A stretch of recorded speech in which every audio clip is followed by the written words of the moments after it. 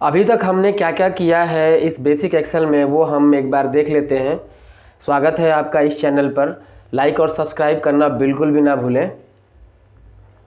अभी तक हमने ये बेसिक ट्रेनिंग की जो स्टार्टअप किया था उन लोगों के लिए जो बेसिक एक्सेल सीखना चाहते हैं और बेसिक एक्सेल में अपने स्किल को और भी ज़्यादा आगे बढ़ाना चाहते हैं, उनके लिए ये बेसिक एक्सेल स्टार्ट किया था।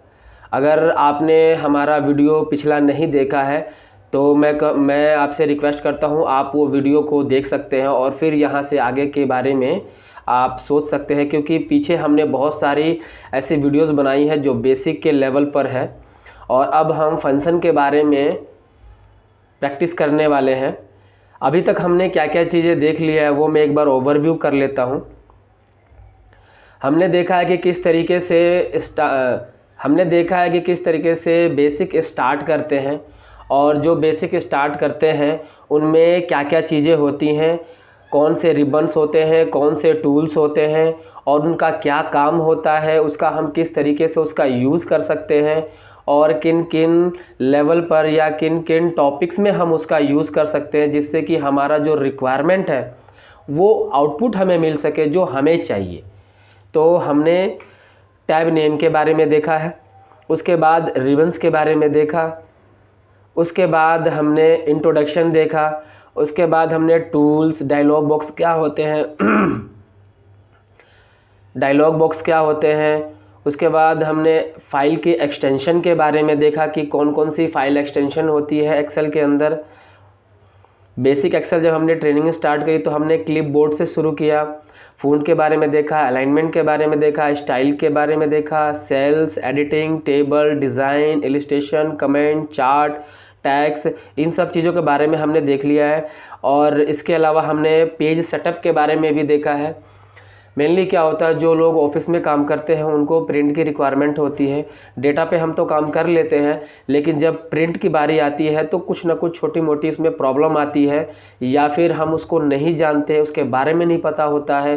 तो अगर आप देखना चाहते हैं तो पेज सेटअप का जो मेरा वीडियो है आप उसमें देख सकते हो, उसको 2 पार्ट में डिवाइड किया हुआ है।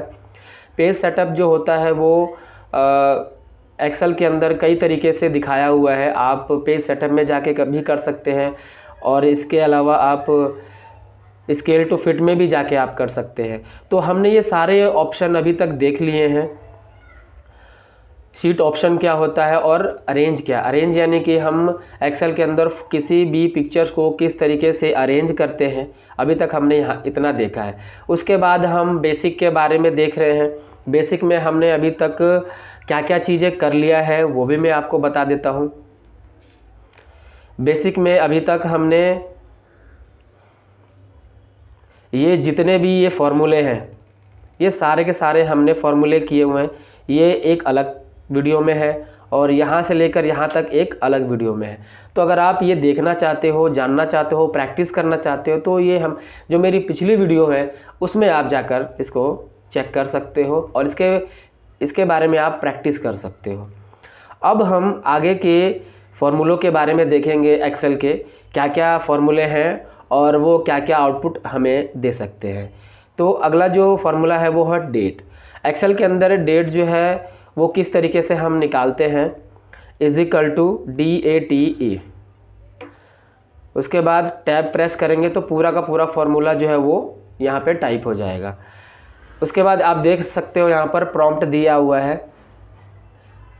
अगर मैं यहाँ पर डेट बनाना चाहता हूँ तो कोई भी ईयर लिखूँगा, जैसे कि 2024, फिर कॉमा कोई मंथ, 04, कॉमा कोई डेट 11। उसके बाद ब्रैकेट बंद करूँगा तो ये मेरा डेट बन के तैयार हो जाएगा। इस तरीके से हम डेट बनाते हैं, ठीक है। इसके अलावा अगर आप इसको एडवांस में देखना चाहते हो तो मैं इसका एडवांस वर्जन जब बनाऊंगा तो इसमें इस फॉर्मूले का एडवांस कैसे यूज़ करते हैं उसमें मैं इसके बारे में आपसे और ज़्यादा डिस्कस करूंगा।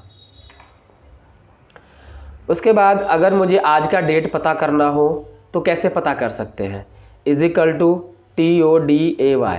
अगर मैं टुडे लिख करके टैब दबाऊंगा और ब्रैकेट बंद कर दूंगा तो आज का जो डेट है वो यहाँ पे दिखा देगा।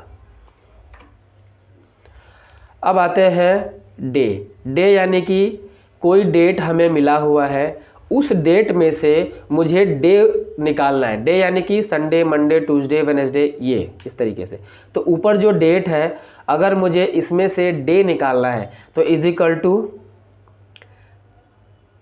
TEX, टैक्स से निकाल सकते हैं। ये हम देख लेते हैं, फिर डे वाला भी हम करेंगे। फिर हम उस डेट को सेलेक्ट करेंगे जिसमें से हमें डे निकालना है। उसके बाद कॉमा, डे हमें किस फॉर्मेट में होता है, 3 करैक्टर होते हैं उसके अंदर, तो DDD, फिर एंटर करेंगे तो इसमें से डे निकल जाएगा। यानी कि इस डेट का अगर मुझे डे पता करना हो तो इस तरीके से, यानी ये डेट पे ये डे, इस डेट पे ये वाला डेट एग्जिस्ट करता है। अब हम देखेंगे अगला जो फॉर्मूला है वो डे का है। डे यानी कि इसमें से हमें डे निकालना है। कोई भी डेट हमें मिलता है तो इसका फॉर्मेट कुछ ऐसा ही होता है। इसमें से डे जो है वो 11 है, यानी कि 11 तारीख अप्रैल और 2024, कोई भी डेट हो सकती है। तो मुझे इसमें से डे निकालना है, तो is equal to DAY, day. उसके बाद मैं इसको सेलेक्ट करके इसको क्लोज कर दूंगा तो इसमें से डे निकल जाएगा। इस तरीके से डे निकालते हैं। अगला जो फॉर्मूला है वो टाइम का है। टाइम के लिए हम क्या करते हैं, हमें पता होगा कि टाइम का फॉर्मेट क्या होता है। पहले आवर होता है, फिर मिनट होता है और फिर सेकेंड होता है। Is equal to TIME, time. उसके बाद आवर मुझे लेना है, मान लो 04। उसके बाद मिनट लेना है, मान लो 50 मिनट। और उसके बाद मुझे सेकेंड लेना है, मान लो 40 सेकेंड। ठीक है, फिर मैं बंद कर दूंगा तो ये मेरा टाइम के फॉर्मेट में कन्वर्ट हो जाएगा। यानी कि अगर मुझे टाइम का फॉर्मेट दिखाना हो तो मैं इस तरीके से इस फॉर्मूले का यूज़ कर सकता हूँ। मैंने आपसे इसमें किस तरीके से टाइप किया था आप देख सकते हो इस फॉर्मूले बार में। 4 यानी कि 4 घंटे 50 मिनट और 40 सेकेंड। तो जो टाइमिंग है वो इस तरीके से दिखा रहा है, 4 घंटे 50 मिनट सवेरे का, AM का। तो इस तरीके से हम टाइम का जो फॉर्मेट होता है उसमें से हम टाइमिंग इस तरीके से बना सकते हैं। उसके बाद आता है आवर्स।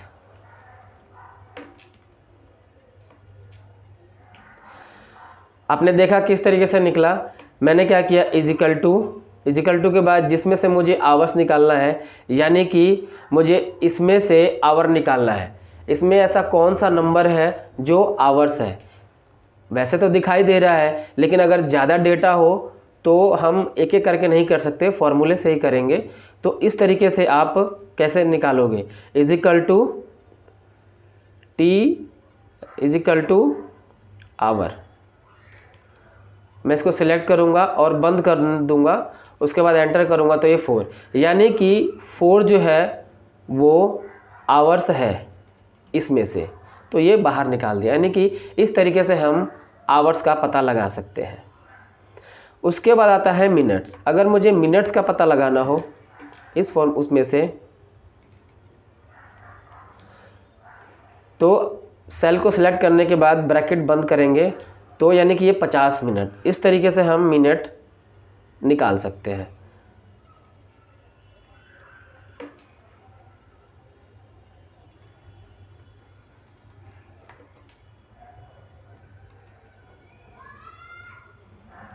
आपको याद होगा जब मैंने ये फॉर्मूला जब मैंने ये टाइम्स बनाया था तो उसमें ये 40 सेकेंड भी डाले थे। मैंने इस फॉर्मूले में यहाँ पर सेकेंड का फॉर्मूला नहीं लिखा हुआ है, मैं वो भी आपको यहाँ पे बता देता हूँ। इज इक्वल टू SEC, ये सेकेंड सिलेक्ट करेंगे। सिलेक्ट करने के बाद मुझे इसमें से सेकेंड निकालना है। उसके बाद ब्रैकेट बंद करूँगा तो ये 40 आ जाएगा। आपको याद होगा जब मैंने ये टाइम बनाया था तो 4 घंटे 50 मिनट और 40 सेकेंड वहाँ पे टाइप किया था। ये देखो, ये फॉर्मूला बार में यहाँ दिखाई दे रहा है, या फिर अगर मैं यहाँ पे F2 करूँ तो यहाँ पे दिखाई दे रहा है। यही चीज़ अगर मुझे अलग अलग निकालना हो तो आप देख सकते हो इस हम फॉर्मूले के थ्रू भी निकाल सकते हैं।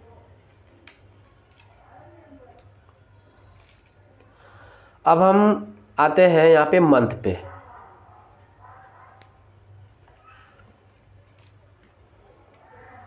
इसमें से अगर मुझे मंथ निकालना हो तो मैं फॉर्मूला लगाऊंगा और एंटर कर दूंगा तो मुझे यहाँ पे मंथ दिखा देगा।